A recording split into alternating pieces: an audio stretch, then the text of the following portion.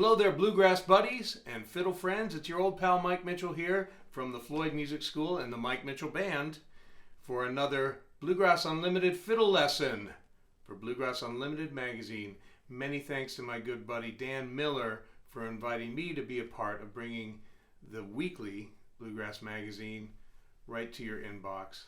And I'm so happy that you guys are enjoying these fiddle lessons. I sure am enjoying bringing them to you. As it's Christmas, of course we're going to do Christmas Times a Comin'. What else would I do? I mean, I guess I could do Beautiful Star or reach out for a couple of things, but I'm going to do Kenny Breaker's intro for Christmas Times a Comin', the Tex Logan Chestnut. And I'm sure Tex was a big fan and loved the way Kenny Baker kicked this song off.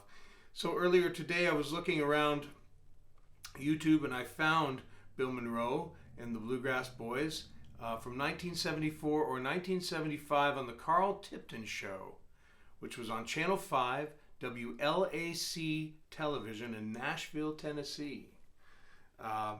Once you're finished learning with me, head over there and check it out. It's a fine, fine performance. The band was just tight, super tight.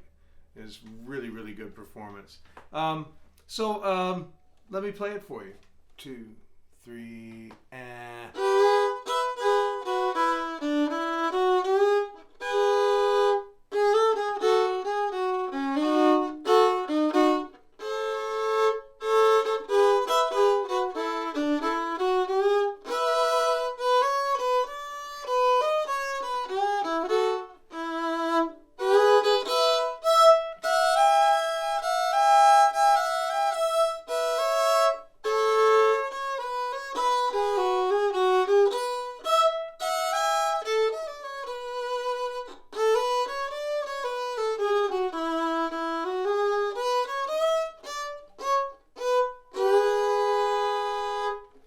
Couple of cool moments in that video that I got this from.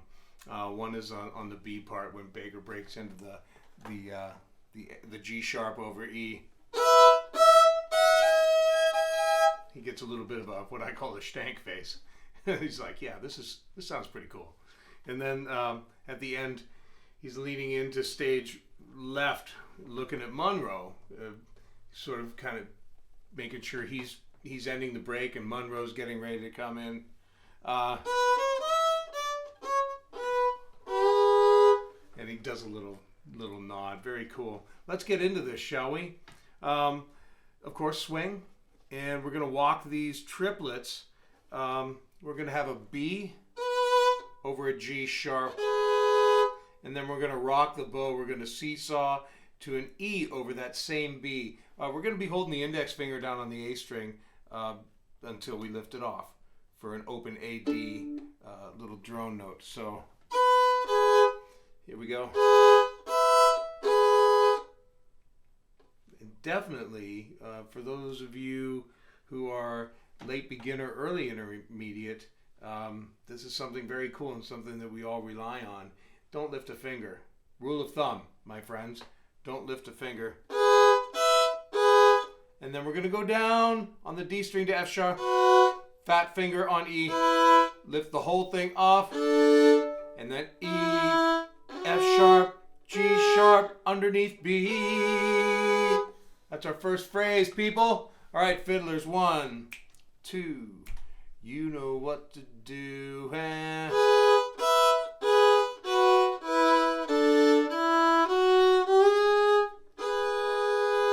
And again now.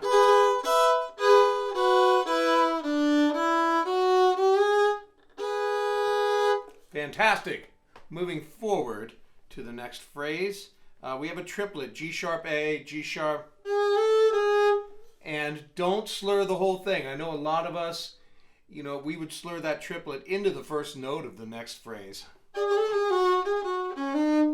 Not Baker. There's more of a lilt. And I didn't get to meet the man, or certainly didn't get to learn firsthand from him. I'm sure that someone like Blaine Sprouse would be able to tell us right away. My friend Jeff Midkiff from Roanoke the great mandolinist. He studied with Baker. He may know. I just am left to presume, make an educated guess that it adds, and it does. It adds more lift. It adds more lilt. It's more dancey. Instead of... So that's the Baker way. And then we have F sharp under A, G sharp, F sharp, C sharp. Now we've left that F sharp down because it turns into a nice double stop over top of the pitch of D. So C sharp, D under that, and then we're going to rock it again. We've got everything held down, so we're going to rock it underneath the A string, and then lift the 4 up for a C sharp, put it back down. Now move that 2 and 4 directly over to the A string and D. And that's a little bit gnarly, unless you're leaving your fingers down and following, the rule of thumb. Don't lift a finger. Here we go. 1, 2, 3.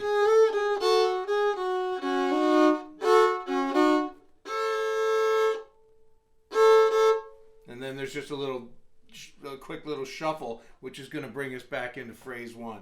So phrase number 2 again. 1, 2, 3.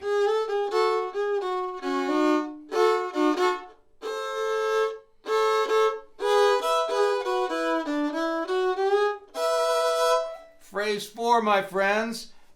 B, C sharp, B, D natural, the blue note, and then right back up to the D sharp, C sharp, B, G sharp, E, F sharp under A, and then E.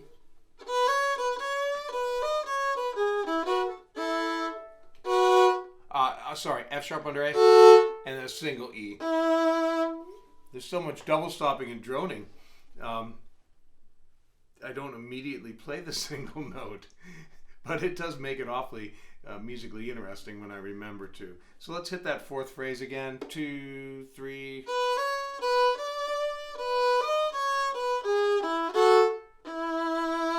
A 1, 2, 3.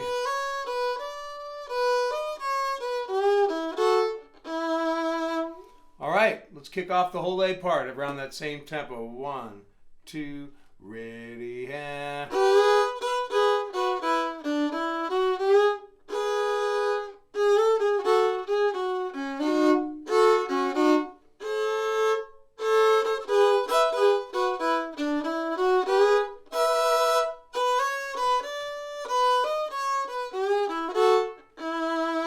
Outstanding, my friends. It's kind of gets a little bit addictive, doesn't it? I know, I'm digging it. Let's go to the second part. We're going to do a little shuffle with B over G sharp. So, again, B over G sharp, and then B under A, under E, excuse me, and then drone like a unison, 4 and open. And we're going to hold the 4 on the A and go. And make sure that F sharp really has some respect. I wrote it in this PDF as a grace note. I could have easily written it as a fully fledged note worthy of a fraction of a beat because Baker plays them slow.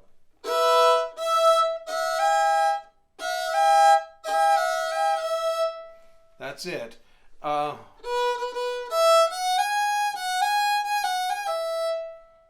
That's the melody. Let's do that again. 1, 2, 3. To the G sharp over E. 1, 2, 1, 2, 2, 1, 2, open. 2, 3.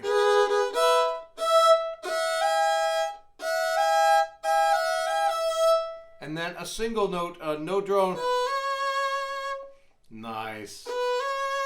And let's leave that second finger down and put a major third pitch of A underneath it. And then come back to...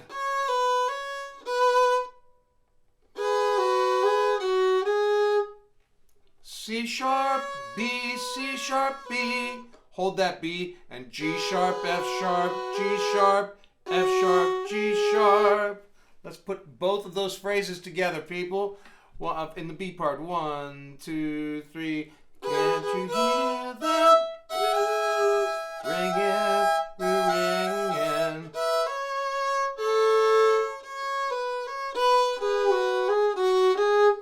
Arguably, the most important note is that tiny little B, that tiny little A1 where we get to yank our bow down and be rhythmic. And then the next one is the next phrase is almost the same as the phrase 1 of the B part. But then we go to an open A, a little dissonant, and then, sorry, E, D natural, C sharp, up on the B. So it's,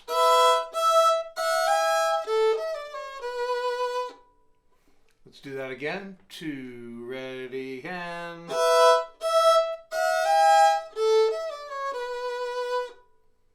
Nice. The last phrase is this. A, B, C sharp, D. Sorry, this is going to be a D sharp. A, B, C sharp, D sharp, C sharp, B, A, G sharp, F sharp, E. E, F sharp, G sharp, B, C sharp, E, D natural, C natural, B, and then end it with that B over G sharp. All right, so 1, 2, 3, 4.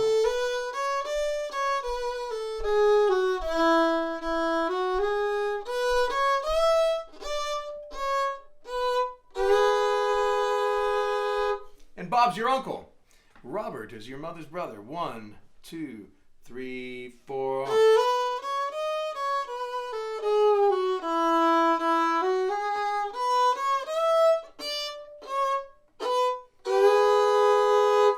The entire intro, the A part and the B part together with me, my friends, right around the same tempo.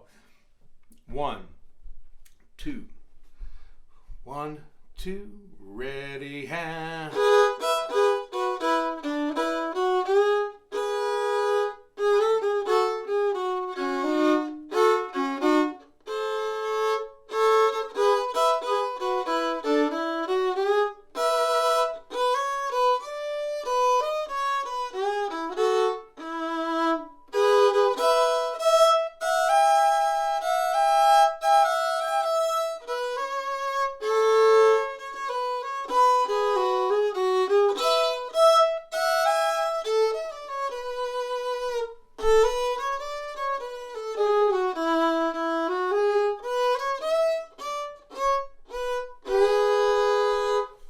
I did it again. I just can't help but play the blue note on the tag.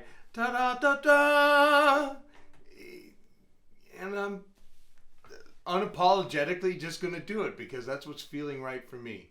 At the end of the day, I've talked to enough people who were friends and mentees of Baker.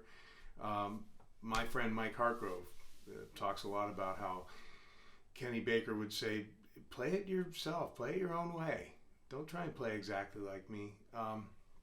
We all know if we want to be good bluegrass fiddlers that we have to take from the first generation, the second generation guys. But I think that just that little note that I've decided to alter is kind of an important thing. We do have to make it our own. Some of us like to be more old-timey, more droney, more rhythmic. Some of us like to be more jazzy and flashy, going up for the high features and things like that. We have to make them our own. Let's play it one more time, and then I'm going to wish you all a Merry Christmas. 1, 2, 1, 2, 3, ha.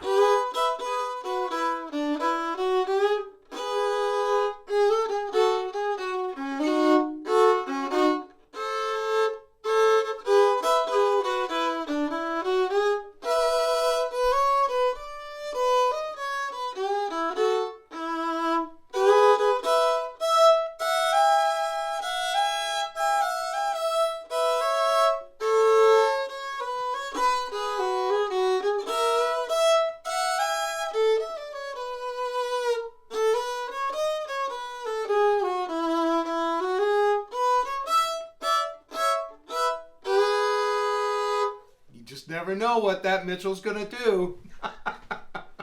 So for those of you playing along with me, thank you for your patience and your forgiveness and giving me a wide lane. I appreciate it always. There is a transcription of this, as always, of course. Any questions, floydmusicschool@gmail.com. Thanks again to Bluegrass Unlimited. Merry Christmas and happy holidays to all of my fiddling friends at Bluegrass Unlimited magazine. God bless each and every one of you. I know that I am praying for peace on earth this year and peace in all of our hearts. And I hope to see you all down the road next year. Merry Christmas, Happy New Year.